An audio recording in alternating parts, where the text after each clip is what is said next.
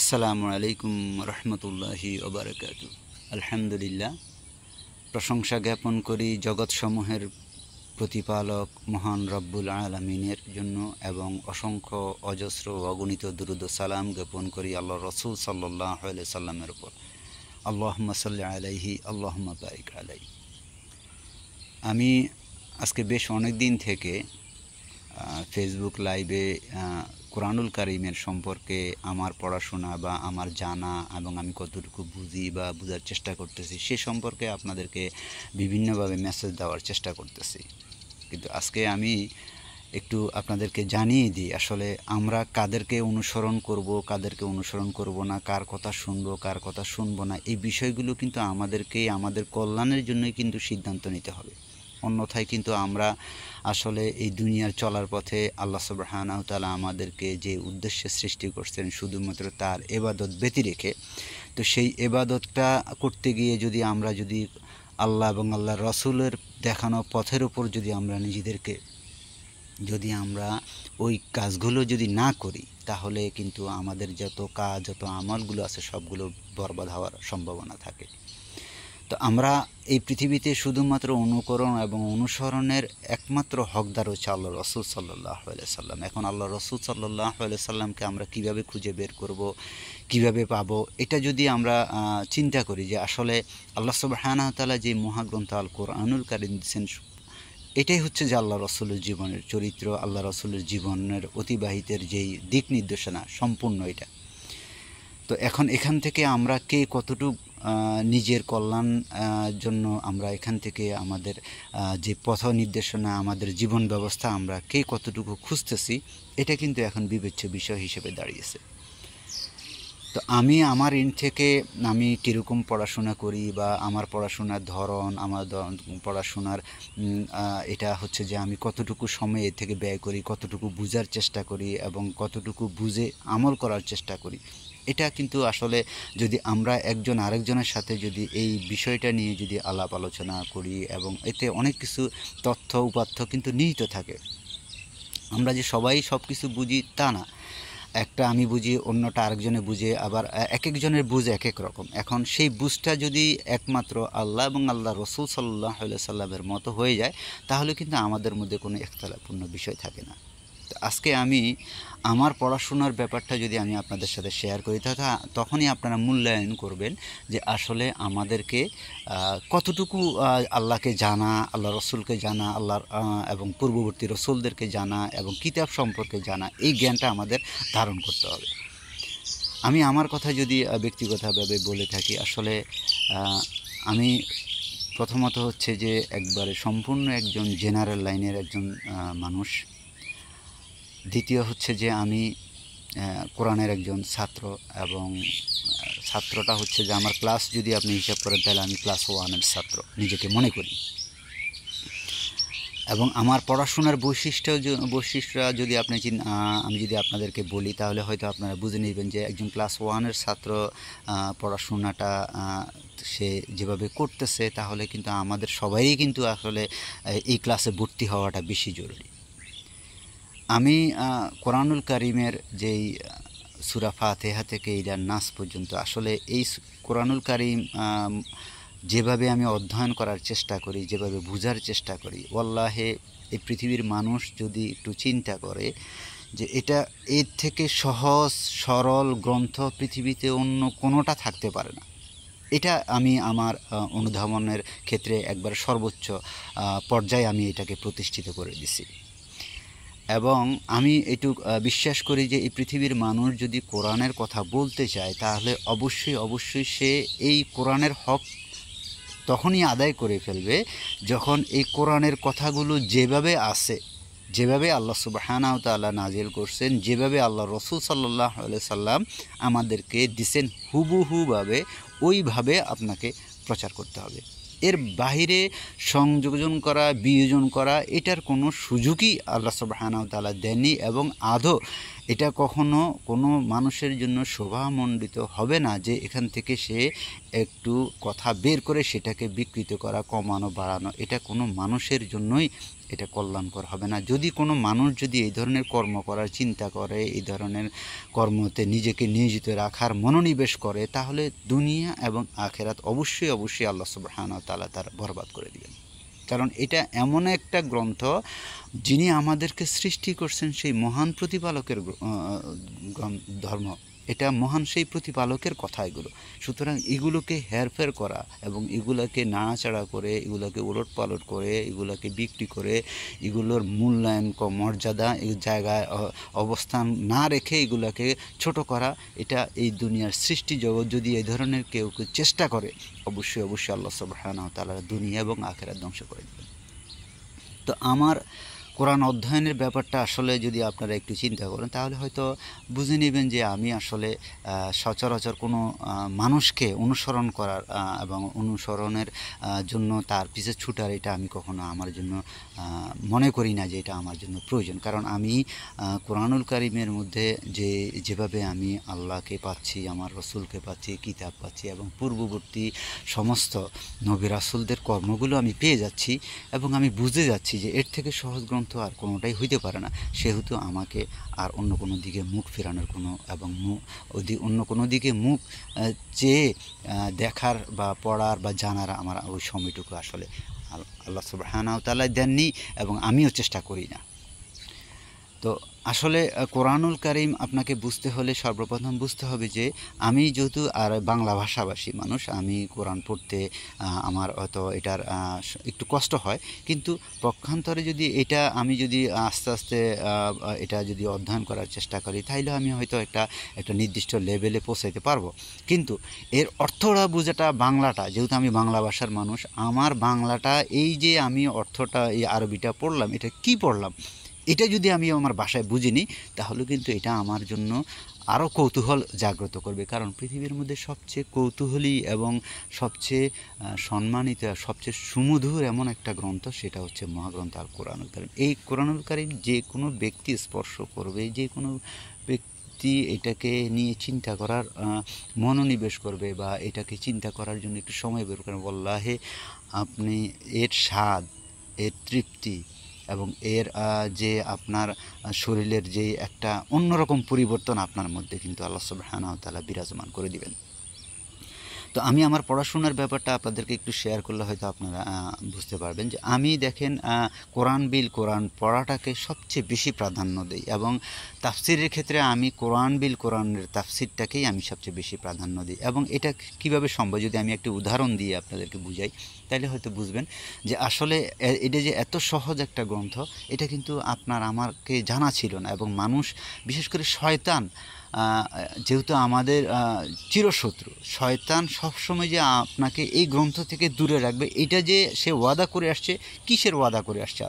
আল্লাহর সাথে ওয়াদা করে আসছে যে আল্লাহ তুমি যেই হুদাটা দিবা তোমার সৃষ্টি যারা তোমাকে অনুসরণ করে, সেই হুদার জায়গাটায় আমি প্রতিবন্ধকতা সৃষ্টি করব। এটা হচ্ছে শয়তানের কাজ। আপনি কোরআন স্পর্শ করবেন, এটা শয়তান কখনো এটা আশা করে না। এবং শয়তানে তার সর্বোচ্চ শয়তানি প্রয়োগ করবে আপনার উপর যখন আপনি কোরআন স্পর্শ করার চেষ্টা করবেন। তখনই আপনি বুঝে নেবেন যে আসলে এই শয়তানই আমাকে এই কোরআন থেকে দূরে রাখতেছে। এবং শয়তানের বিভিন্ন রূপ আছে, তো সেই রূপগুলো সম্পর্কেও আপনার ধারণা পেয়ে যাবেন। কারণ ওই যে শয়তানের যে কী রূপে আপনার সামনে আসবে, সেই রূপগুলোর ধরন এবং সময় এবং কখন সব কিছু বিস্তারিতভাবে আল্লাহ সুবহানাহু ওয়া তাআলা কর্মকাণ্ডগুলো জানিয়ে দিয়েছেন, শয়তানের কর্মকাণ্ডগুলো। তো আমি আমার ক্ষেত্রে বুঝার ক্ষেত্রে যদি এটা হয়, তো ধরেন আমি সূরা ফাতিহা আমরা সবাই কম বেশি পড়ি। সূরা ফাতিহার মধ্যে 7টি আয়াত আল্লাহ সুবহানাহু ওয়া তাআলা দিয়েছেন। প্রত্যেকটি আয়াতের মর্মকথা, মর্যাদা এবং এর যে মধ্যে আল্লাহ সুবহানাহু ওয়া তাআলা যে জীবন ব্যবস্থা লুকিয়ে রাখছেন, এটাকে আমাকে আপনাকে খুঁজে বের করতে হবে। আমরা কালেমা বলি যে লা ইলাহা ইল্লাল্লাহ, এই কথাটা বলি, আল্লাহ ছাড়া কোনো সত্য উপাস্য নাই, এটা আমরা বলি। কিন্তু এর ব্যাখ্যাটা যদি আপনি জানতে, দেখবেন সূরাতুল ফাতিহার মধ্যে আল্লাহ সুবহানাহু ওয়া তাআলা সংক্ষেপ আকারে দিয়ে দিছে। এবং এক একটা কথার অর্থ আল্লাহ সুবহানাহু ওয়া তাআলা এই 7টি আয়াতের কথা পুরো কোরআনে কারিমে আপনি দেখবেন যে এই 7টি কোরআন আয়াতের ব্যাখ্যা আল্লাহ সুবহানাহু ওয়া তাআলা কত সুন্দর করে, কত রহমত, বরকত, দয়া দিয়ে, আল্লাহ প্রজ্ঞা দিয়ে আল্লাহ সুবহানাহু ওয়া তাআলা এর ব্যাখ্যা আপনাকে আমাকে দিয়ে দিচ্ছেন।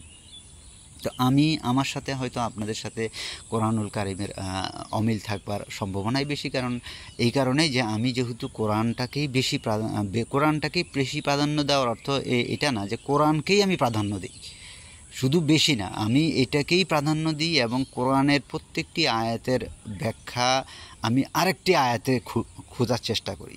সুতরাং আমার সাথে হয়তো আপনাদের সাথে মতের অমিল থাকতে পারবে, ততক্ষণ পর্যন্ত আপনার সাথে আমার সাথে মতের অমিল থাকবে যতক্ষণ না পর্যন্ত আমি যেইভাবে কোরআন তেলাওয়াত করি সেইভাবে আপনি কোরআন তেলাওয়াতের জন্য অভ্যস্ত না হবেন বা আপনি জানার চেষ্টা না করবেন। তো আমি সূরা ফাতিহার একটা উদাহরণ দিয়ে যদি হয়তো আপনাদেরকে বলি, তাহলে আপনারা বুঝবেন যে দেখেন, আমি কোরআনুল কারীমের একটা আয়াতের অংশ, সেটা হচ্ছে সিরাতাল্লাযিনা আনআমতা আলাইহিম। তো এই যে কথাটা, আমি এই কথাটার উত্তর খুঁজতে গিয়ে আমি টানা প্রায় 38টা আয়াত এর অর্থ এবং 38টা আয়াত মুখস্থ করছি। এখন আমার এই কথাটার সাথে যদি আপনার এবং শুধুমাত্র তো 38টা তো জাস্ট ধারাবাহিকভাবে, এবার হচ্ছে প্রবাহমানভাবে আমি এটা মুখস্থ করছি এই কথাটা জানার জন্য। পক্ষান্তরে শয়ে আয়াত এবং হাজার আয়াত তো আমি বাদে দিলাম। তো আপনার সাথে আমার সাথে কখনো একমত হবে না কোরআন নিয়ে, কারণ কোরআনের আপনার জানা এবং আমার জানার সাথে আকাশ পাতাল পার্থক্য থাকবে। আমি কোরআনের তাফসির ছাড়া আমি কখনো তাফসির শুনি না এবং আমার সেই সময়ও নাই, কারণ আমি এক একটা আয়াতের কথা আমাকে এটার বোঝার জন্য আমাকে বিভিন্ন আয়াতের রেফারেন্স টানা লাগে এবং বিভিন্ন আয়াত থেকে বোঝা লাগে। তো ফিকাহ তারপরে যে মাসলা মাসাইলের ব্যাপারটা হচ্ছে যে আল্লাহ রসুল সাল্লাল্লাহু আলাইহি সাল্লামের থেকে, আমি ওনার সহি গ্রন্থগুলো থেকে, যারা আল্লাহ এগুলো দেখছেন, এগুলো করছেন, তাদের সহি দলিল ভিত্তিক আমি তাদের কাছ থেকে এগুলো গ্রহণ করি। এছাড়া কোরআনের তাফসিরে বাহিরে পড়ার মতো সময় আমি কখনো বের করার চেষ্টা করি না, কারণ আমি এই গ্রন্থ এক একটা আয়াত, আমার এমনও রেকর্ড আছে যে আমি এক একটা আয়াত সম্ভবত আয়াতের অংশ 50,000-এর উপরে অধিক আমার মনে হয় আমি এটা শুনছি। তো এখন আপনার সাথে আমার সাথে কোরআনের সাথে মিল হবে না, এবং আমি কোরআন থেকে যে মেসেজগুলো আপনাদেরকে দেব সেই মেসেজগুলো আপনার কাছে হযবরল লাগতে পারে এবং আপনার কাছে হয়তো অপরিপক্ক লাগতে পারে, যে কি বলে না বলে এইগুলো হয়তো বোঝার ক্ষেত্রে আপনার প্রতিবন্ধকতা সৃষ্টি করতে পারে, যে আমরা তো এইভাবে শুনি নাই। আপনি তো শুনবেন না এই কারণে যে আমি যেভাবে পড়ি বা আমি যেভাবে নিজেকে এইটার সাথে সম্পৃক্ত রাখছি সেভাবে আপনি রাখেন নাই। সুতরাং আপনার সাথে মতের সাথে আমার মত কখনো মিলবে না, এবং আমি এটা মনে করি না যে কোনো মানুষ ততক্ষণ পর্যন্ত কোরআনের স্বাদ পাবে না যতক্ষণ পর্যন্ত আল্লাহ সুবহানাহু ওয়া তাআলা কোরআনুল কারীমে যে প্রেম, যে ভালোবাসা এবং যে শ্রদ্ধা, সম্মান, যে মর্যাদা, যে মাহাত্ম্য, যে মর্মকথা এগুলো লুকাইতেছে, এগুলো আমি অনুধাবন করব। ততক্ষণ পর্যন্ত আপনার সাথে আমার সাথে কখনো মতের মিল হবে না। আপনার কোরআনের ক্ষেত্রেও, কোরআনের মেসেজের ক্ষেত্রেও মতের মিল হবে না, কারণ এখন আমরা যদি মূল্যায়ন করি যে আমি নিজেকে মুসলমান দাবি করি, আসলে মুসলমান হওয়ার জন্য আপনার কি দলিল আছে বা আমার কি দলিল আছে। আল্লাহ সুবহানাহু ওয়া তাআলা বলছেন যে তোমরা আগে আল্লাহকে চিনো, ফাআলাম আন্নাহু লা ইলাহা ইল্লাল্লাহ। তো আল্লাহকে না চিনে এলেমবিহীন ইবাদত আমি করতেছি। তো এখন এটার রেজাল্টের জন্য কিন্তু আপনার অপেক্ষা আর আমার অপেক্ষা কিন্তু দুই রকম, কারণ আমি রেজাল্ট কিন্তু আল্লাহ সুবহানাহু ওয়া তাআলা জানিয়ে দিয়েছেন, রেজাল্ট বলে দিচ্ছেন যে তুমি কি করলে কি রেজাল্ট পাবা সেটাও জানাই দিয়েছেন। তো আপনি অপেক্ষা করতেছেন রেজাল্টের আল্লাহ দিবে, আর আমি রেজাল্ট পাচ্ছি। আল্লাহ সুবহানাহু ওয়া তাআলা রেজাল্টের ঘোষণা দিয়ে দিয়েছেন, পুরস্কারের ঘোষণা দিয়ে দিয়েছেন। তো সেটা আপনার সাথে আমার সাথে সবসময় অমিল থাকবে। মুদ্রা কথা হচ্ছে যে আমি কোরআন যেভাবে তেলাওয়াত করি, কোরআন যেভাবে পড়ি এবং কোরআন যেভাবে পড়ি, আপনি যদি ওইভাবে না পড়েন আপনার মতের সাথে আমার সাথে কখনো এক মিল হবে না। আমার এক একটা আয়াতের অর্থের সাথে আমি আরও শয়ে আয়াতের আমি উপস্থাপন ঘটানোর চেষ্টা করি। তো এই জায়গাটার ক্ষেত্রে আপনি কি আদৌ কি জিনিসটা কি মিলিয়ে দেখছেন বা আপনার সাথে মিলবে? সুতরাং আপনি সমালোচনা করতে পারেন, আপনি গীবত করতে পারেন, আপনি পরনিন্দা করতে পারেন, পরচর্চা করতে পারেন, আপনার সময়টা আপনি ওইভাবে ব্যয় করতে পারেন যে মানুষের পিছে, মানুষের কথোপকথন, মানুষের কথাকে নাড়াচাড়া করে সময়টা আপনি ওইভাবে ব্যয় করতে পারেন, কিন্তু আমি সেটা করি না। এবং আমার সেটা করার প্রয়োজন নেই এবং আমার সেটা করার সময়ও নাই। কারণ আমার সময়টুকু আমি আল্লাহর কাছে সবসময় আফসোসের মধ্যে থাকি যে আল্লাহ তুমি যে কীভাবে আমার জীবন থেকে এই সময়গুলো তুমি কীভাবে নিয়ে যাচ্ছ। আমি সময় পাল্লার সাথে পাল্লা দিয়ে আমি পারি না এবং আমি যতক্ষণ পর্যন্ত আল্লাহর সাথে আমার কথোপকথন না হবে ততক্ষণ পর্যন্ত মনে হয় যে আমার কাছে কেমন জানি একটা অস্বস্তিকর অবস্থার মধ্যে আমি থাকি। তো বিশেষ করে এই যে দিকগুলা, তো আমি কোরআনের সাথে যে আমার ভালোবাসা, আমার একটা নেশা, আর এটা এমন এক নেশা যে আমি কোরআন যখন ধরি তখন মনে হয় যে এখান থেকে আমাকে কেউ যদি বাধা না দেয় তাহলে সে আমার সবচেয়ে বড় বন্ধু হবে।